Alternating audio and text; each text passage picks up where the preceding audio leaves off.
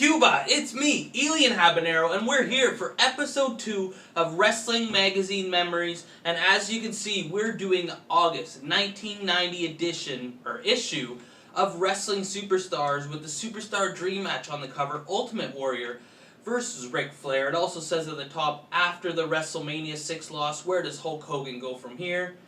And Wrestling Beware, these men can't be trusted. The Hart Foundation, Lex Luger, Norman, Jake Roberts, Mike Rotundo, Eric Embry, Rock and Roll Express, Big Boss Man, Roddy Piper, and John Nord. We're just going to flip through it. I think maybe I went a little bit long last time, so I'm just going to read one or two of the articles, anything that is interesting, and then do the rankings at the end. I'm not going to read a lot of the main articles because people still want to buy these and not get spoilers and stuff like that, but you know, they're hard to get your hands on some of these because I don't think they release newish. Well, I'm assuming they don't, but and not too many people have them laying around in good condition. Thanks to Joey Allen, this is in really nice condition, and I'm gonna treat it with proper fragile care here. So let's take a look here. We got our table of contents. There's a fan forum, Superstar Grapevine, Superstar Quote Book, Know Your Holds, Superstar Dream Match, like on the cover, Superstar Interview with Women, or Woman, sorry, Buddy Rose, The Career That Could Have Been, and a special section that we read there, Wrestling Men That Can't Be Trusted. So let's quickly through, this is fan forum, it's just basically like letters to the editors, we're not going to really look through that, and Superstar Grapevine, so I think this is just kind of letting you know what's going on around this time, so it appears that it's right after WrestleMania 6 pretty much. I mean, it says October, no, it says August, but I mean, it's usually the magazines are 1 or 2 months already ahead, so I would say this would probably be like June or July, so a couple months after WrestleMania. It probably hasn't happened with SummerSlam, and here we go, Superstar Grapevine. After years of being one of the most popular stars in the sport, Billy Jack Haynes has undergone a startling change. The 9-year veteran turned against his fans during a 6-man tag team match on April 14th in Portland, Oregon. Haynes teamed with veteran Rip Oliver and his son Larry Oliver to take on the Grappler, Brian Adams, and the Equalizer at the main event at the Portland Sports Arena. After several minutes of brawling, it appeared that Haynes was about to win the bout for his team.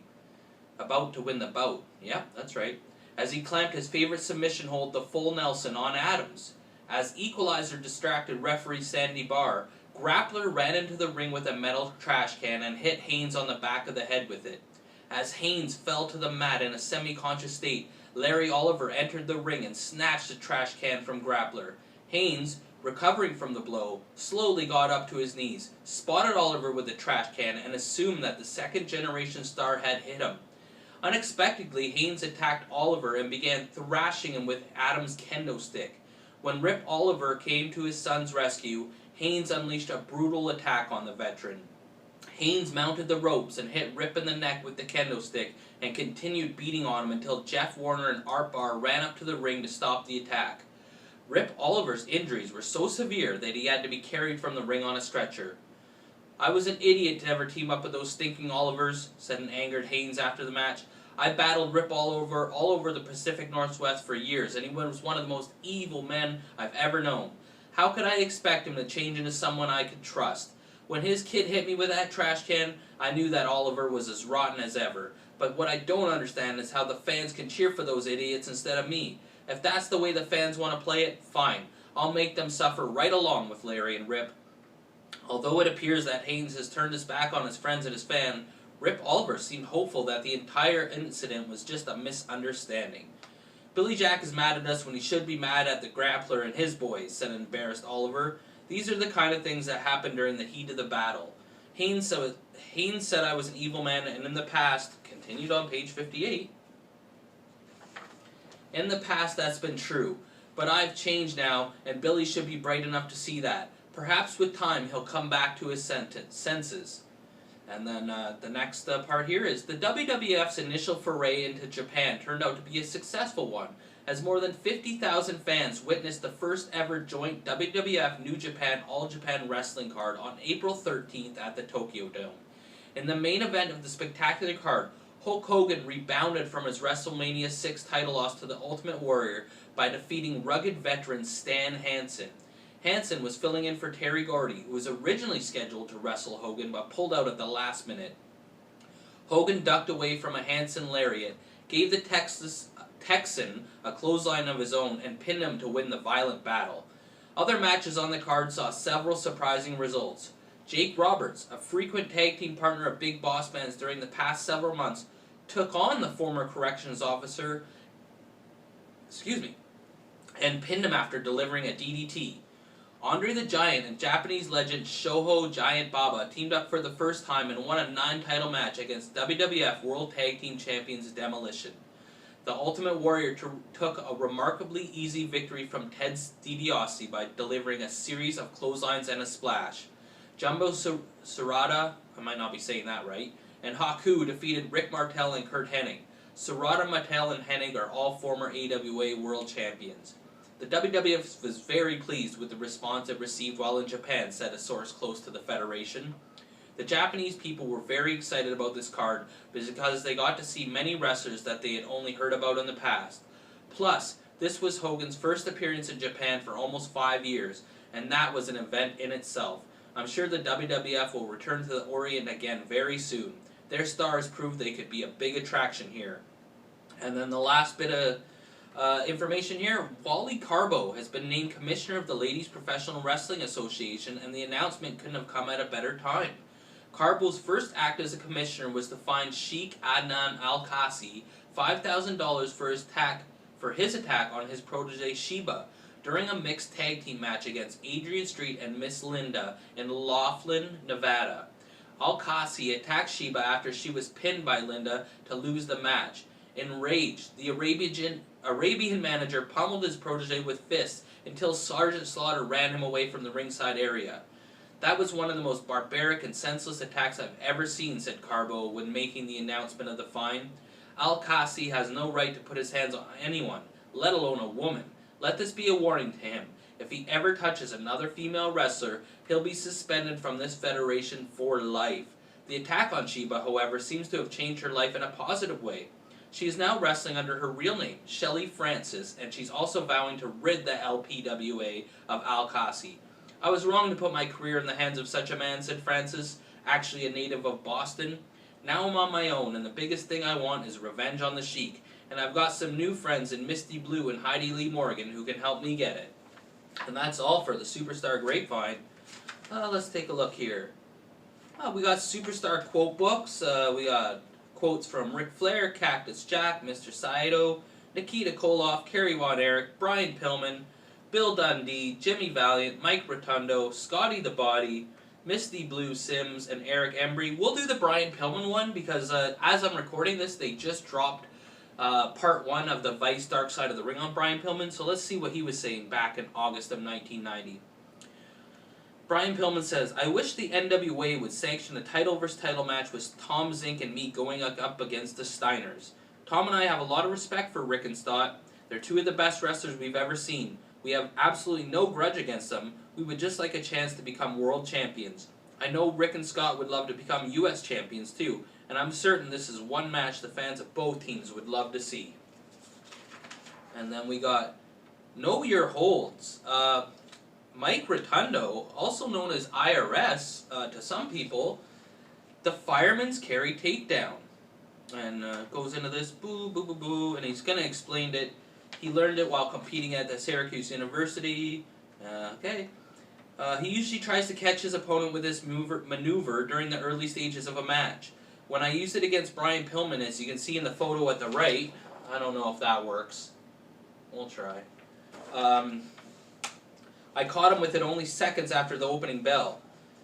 This initially kept Pillman from using any of those aerial maneuvers that he's so famous for.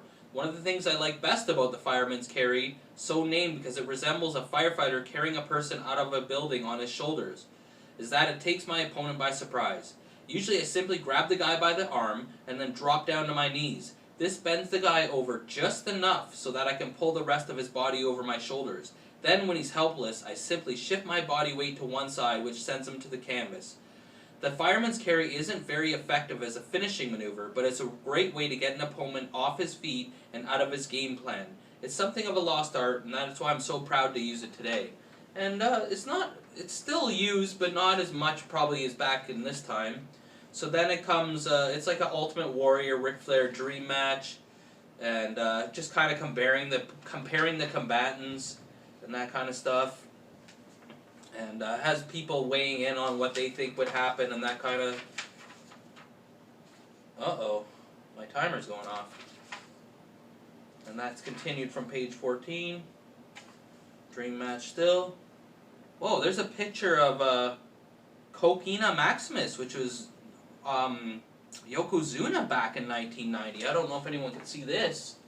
I'll try. That's pretty cool. With an interfederational tournament, the AWA's Coquina Maximus, known only to hardcore wrestling fans, could pull an upset and gain undreamed of fame. This is pretty cool. We're not going to read the whole thing, but it's an interview with the passed away woman, and who was known as a manager for Kevin Sullivan, Chris Benoit, a bunch of people here. So it kind of has an introduction for her, and then we'll just read a couple of it. Welcome, woman, but before we proceed with the interview, let us set the stage. I can't believe what you're wearing. Do you like it, Craig? Like it? Well, I'm going to try and maintain my objectivity. Those heels, 5 inches, 6, spiked and sharpened. That strap, that garter belt, do you like it? I had it specially made for this interview. Coughs. Well now, black stockings, corset. Do you always dress this way in public? Only for the press. She says it seductively, only for the press. Only when I know I'm being interviewed by a tall, dark, handsome man. You must have thought Bill Apter was doing the interview. Apter? Let's be serious, Craig. You're twice the man he is. I'm not sure this interview is going in the proper direction. In fact, I think Stu Stacks would be a little upset if he knew what was going on. This is going in the wrong direction. Let's see if there's anything about wrestling in the interview.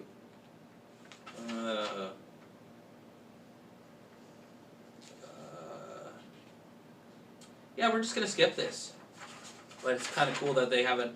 And then they have a thing about Buddy Rose and his weight gain. It's like weighing in at 217 crossed out, 239 crossed out, 268 crossed out, 294 crossed out, 327.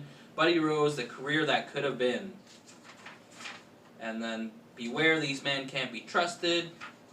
And it just has like a profile on each guy and why they can't be trusted. Lex Luger, Jake Roberts, we read them all over. Whoa! What the heck? There's a color thing here. Norman the Lunatic, I believe. Color poster. If you ever can get your hands on a copy of this, I know some people sell old magazines, you won't be disappointed. And there's other people that have viewpoints on Norman. And then it's still more of the men can't be trusted thing.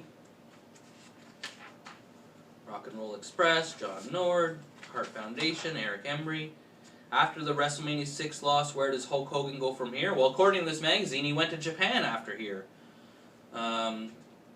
Vacation. After more than 4 years as WWF World Champion, Hulk Hogan needed a vacation when he lost the title in February 1988 and failed to regain it 7 weeks later at WrestleMania. Oh, this is... What? This is WrestleMania 5? Oh yeah, they're going back to WrestleMania 5. But what about now? On April 1st, 1990, Hogan's second world title reign ended with a pinfall loss to Ultimate Warrior. This time the option of a vacation isn't available to Hogan. Vacation is in fact out of the question. There's no relaxation for Hogan. But it either was. I thought he filmed a bunch of movies. And then Sting, there's an article here. Arn Anderson and the Horsemen combined to sideline Sting, but Sting took no pleasure when Arn himself was sidelined with a back injury. Was Sting being sportsmanlike, or did he have something else in mind? Sting says, I can't find happiness in Arn Anderson's pain. What a nice stand-up man that Sting is. And then fan forums continued. We got all the continued earlier, and just trying to find the rankings here. It seems like very interesting. I was kind of breezing through it a bit before I started the video. And there's some good read here, but I don't want to give away the whole magazine, and I don't want the things to be an hour long. So here we go. Wrestling Superstars Top 10. Number 10, Bill Dundee, the USWA Southwestern Champion. Number 9, Kerry Von Erich, the USWA Texas Champion. Number 8, Kurt Hennig, number 3 contender, WWF title. Number 7, Larry Zbyszko, the AWA World Champion. Number 6, Rick Rude, the number 1 contender for the WWF title. Number 5, Jerry Lawler, the USWA Champion. Number 4, Lex Luger, the US Heavyweight Champion. Number 3, Hulk Hogan, number 2 contender, WWF title. Number 2, The Ultimate Warrior, WWF World Champion. And number 1 in the top 10, Ric Flair, the NWA World Champion. And here's the top 10 tag teams.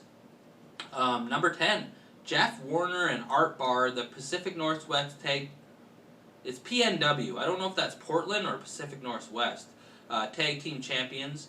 Number 9, Rex King and Steve Dahl, the USWA Tag Team Champions. Number 8, Mike Enos and Wayne Bloom, the AWA World Tag Team Champions. Number 7, The Rockers, number 2 contenders for the WWF Tag Team title. Number 6, The Hart Foundation, number 1 contenders for the WWF Tag Team titles. Number 5, The Road Warriors, number 3 contenders for the NWA Tag Team title. And number 4, Doom, the number 1 contenders for the NWA Tag Team title. Number 3, Brian Pillman and Tom Zink, the US Tag Team Champions. Number 2, Demolition, the WWF World Tag Team Champions. And number 1, Rick and Scott Steiner, the NWA World Tag Team Champions. And then it has all the, or not all, but some of the main promotions and their top 10s. And the ratings for the whole year there. And ratings analysis. This column will tell fans how we go, rating nearly 200 wrestlers in 17 different categories. It is behind the scenes look at the most important and respected rating systems in the sport. This column is vital reading for all wrestling fans. There's trends, there's if someone beats someone, then they're obviously going to beat the... we won't get into this, but I hope you liked the second episode. Tell me what you liked best about the first episode or the second. What you didn't like, should I keep doing it, longer, shorter, all that stuff. What other magazines you want to do? I have a lot of the wrestlers, I have a lot of the wrestling superstars, and I have a lot of PWI, and then I have a lot of like WWF Raw magazines as well. But I might do a poll and ask people what one they want to see. But until then, like or you get a leg drop, comment or you get a clothesline, subscribe or you get a suplex, and share or you get a sleeper. Thanks for joining me, episode 2, Wrestling Magazine Memories.